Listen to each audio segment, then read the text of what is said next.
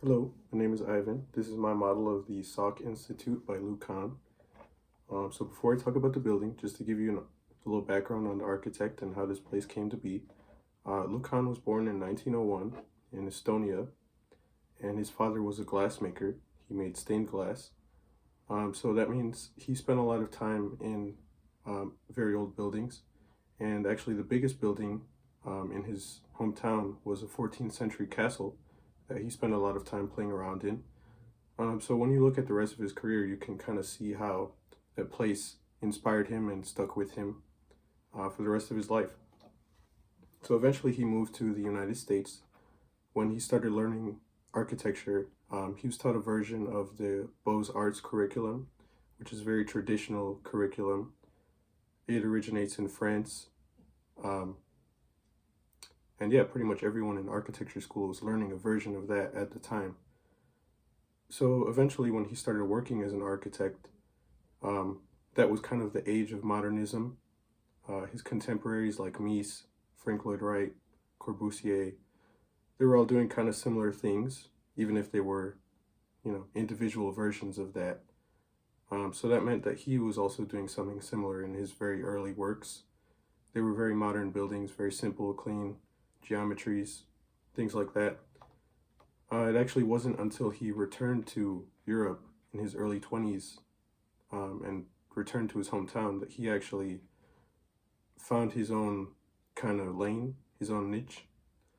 Um, so a lot of people describe Lou Kahn's architecture as modern but ancient. And you can kind of see that in the Salk Institute. I think the Salk Institute is a perfect example of that because this kind of central plaza that you're in, at least from the pictures I've seen, you kind of get the sense that this place has always been here. And I think that's very unique. That's very his own. So the Salk Institute, when it was commissioned for Lou Kahn, it was commissioned by Jonas Salk, who is the inventor of the polio vaccine. So he knew that he wanted his own facility for his team and things like that. So his idea for Lou Kahn, the way that he presented it, was he wanted a place that could kind of bridge science and art. He wanted, in his own words, it was a place that the scientists could bring Picasso and have conversations. So that means that a big focus of the Salk Institute is actually these kind of areas where they're not really meant for meetings, but you kind of run into people, maybe on your way back to the lab or on your way to your office. And he wanted to provide spaces for those conversations, kind of just in passing.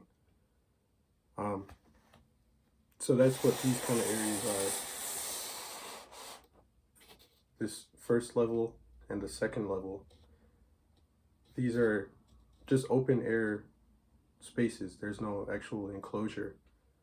So you can imagine, you're leaving the laboratory and then you're coming down. You might pass somebody and say, oh, I had this idea for that. He wanted to provide a space for that kind of conversation. So the form of the building is completely symmetrical.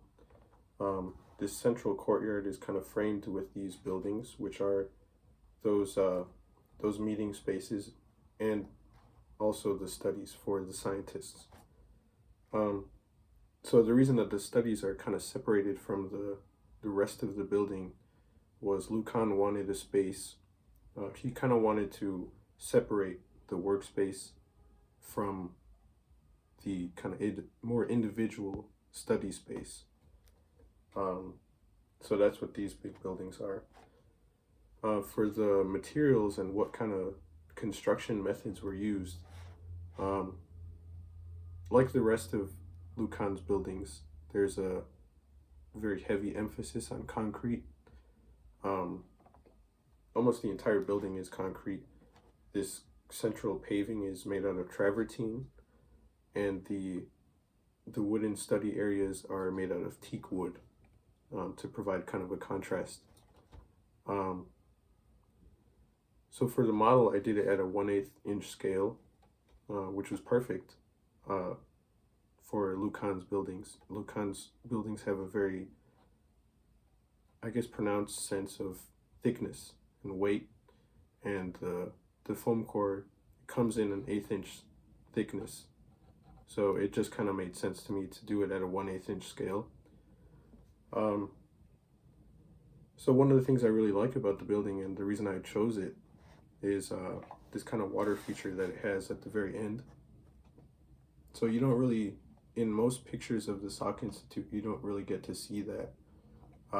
Most pictures are just kind of a shot of the horizon with the water feature kind of running through, which is beautiful, but I really like that pool feature at the very end. I like how the water feature kind of feeds into it with the stairs too. So I wanted to model that and make it as accurate as possible.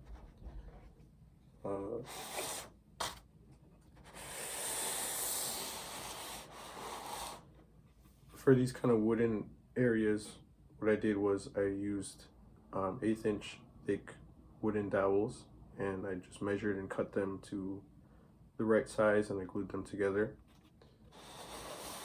As opposed to just kind of getting those wooden panel pieces at like Hobby Lobby or something. I like the individual sticks. It kind of gives it a different sort of grain. So this is the other side of the building. This is I guess the more accessible part of the building. So this is probably the first thing you'll see if you Google the Salk Institute, is that shot of the water feature running through the middle, facing towards the sun.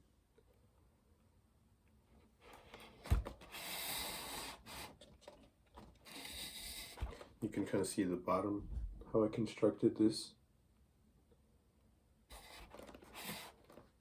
And yeah, so the last thing I'll talk about is the meaning of the building. So the Salk Institute is the product of Kahn's belief in the transcendental potential of space. So what that means is, and this might seem kind of like a cop-out, but what that means is the actual meaning of the building might be more accurately described through the physical experience of the building itself.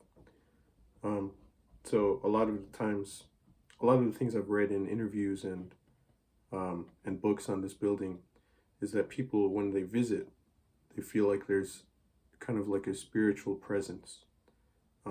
Again, tying back to that modern but ancient kind of thing. So yeah, for that reason, I think the Salk Institute is maybe Kahn's most popular building, maybe even his masterpiece. And yeah, that was my presentation. Thank you.